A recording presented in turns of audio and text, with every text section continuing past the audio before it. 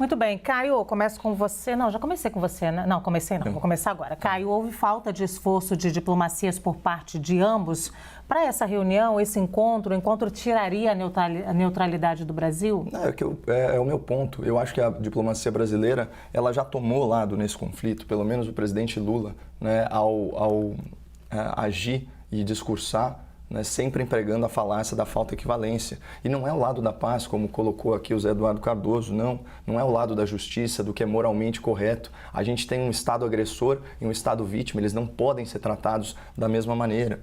Então, o lado que o Brasil escolheu é o lado dos interesses chineses, é o lado dos interesses russos. Vamos relembrar que lá em julho de 2022, o Brasil, a Ucrânia chegou a incluir o Lula, numa lista de acusados de fazer propaganda russa. Tá? Então, em um boletim do Centro para a Contenção de Desinformação, o governo da Ucrânia incluiu o ex-presidente brasileiro Luiz Inácio Lula da Silva em uma lista de pessoas que promovem narrativas da propaganda russa. A entidade foi criada no ano passado pelo presidente ucraniano Volodymyr Zelensky para tentar combater o que considera manipulações e informações enganosas disseminadas por Moscou. Esse é o tom.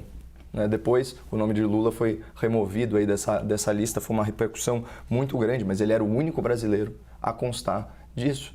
Então, como pode haver um esforço de diplomacia num contexto em que o presidente já se manifestou N vezes, se não culpando o presidente ucraniano, que é representante do Estado vítima, senão traçando aí uma falsa equivalência entre a postura de Rússia e Ucrânia?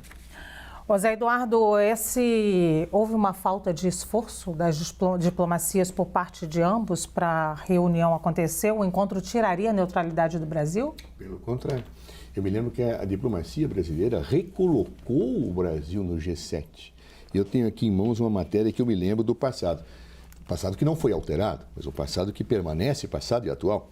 Bolsonaro é esnobado e Brasil fica fora da cúpula do G7 de novo. Isto é o que o UOL noticiava. O Brasil deixou de ser esnobado. O Brasil começou e voltou a ser respeitado como era no passado. Lula deu a esta dimensão. Lula é um grande comunicador e quando ele utiliza essas figuras de linguagem, vamos conversar numa mesa de bar, o que ele está querendo dizer à população que nos escuta? Eu quero dialogar, eu quero conversar, eu quero construir pontes, eu não quero minar pontes, eu não quero a guerra. Toda guerra tem três posições possíveis: o alinhamento com um lado, o alinhamento com o outro e um terceiro lado, que é o lado da paz. Eu não posso dizer que quem defende a paz está alinhado com um dos lados, mas eu posso defender que quem quer a guerra está alinhado com um dos lados. Não estar alinhado com a Rússia e com a China, a Rússia errou ao invadir, sem dúvida, é alinhar-se aos Estados Unidos da América, como fazia Jair Bolsonaro, e depois, num certo momento, quando Trump cai, ele vai visitar lá o Putin. Ou seja, o Brasil defende desde o início uma situação de paz. Para isso, Lula busca tratar com equidistância as situações. Eu acho sinceramente que alinhar-se à guerra é alinhar-se à violência, é alinhar-se a algo que não é bom para a humanidade. Nesse ponto, vai bem a diplomacia brasileira.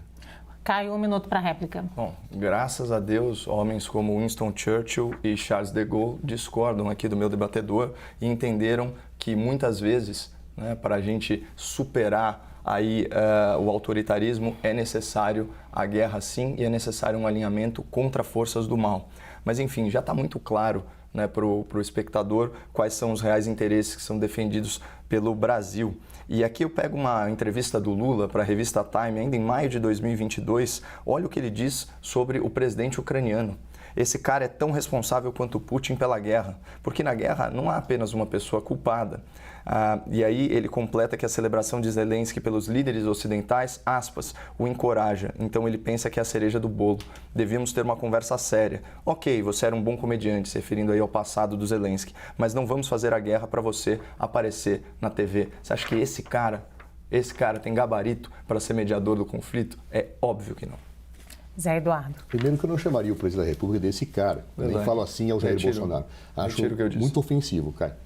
O ex-presidente Jair Bolsonaro deve ser tratado como tal também. Em segundo lugar, Lula tem tanto gabarito para mediar um conflito que já o fez em outras oportunidades. Basta olhar sua atuação anterior como presidente da República. Também quero observar que esse gabarito se expressa na presença do G7. O ex-presidente da República, Jair Bolsonaro, nunca foi convidado a participar desta importante reunião. Agora, Eu não posso ignorar que no mundo existem posições políticas em disputa e buscas de hegemonia. A geopolítica é uma realidade. Não dá para tratar o mundo como sendo os grandes cavaleiros do bem e os grandes cavaleiros do mal nessa circunstância em que hoje nós vivemos. Há interesses em jogo, interesses chineses, interesses russos, interesses norte-americanos, interesses europeus. O que não pode acontecer nunca é a guerra, onde pessoas e vidas humanas são sacrificadas na defesa dessa guerra. É isso que nós não podemos aceitar em troca de uma luta por hegemonia e de interesse.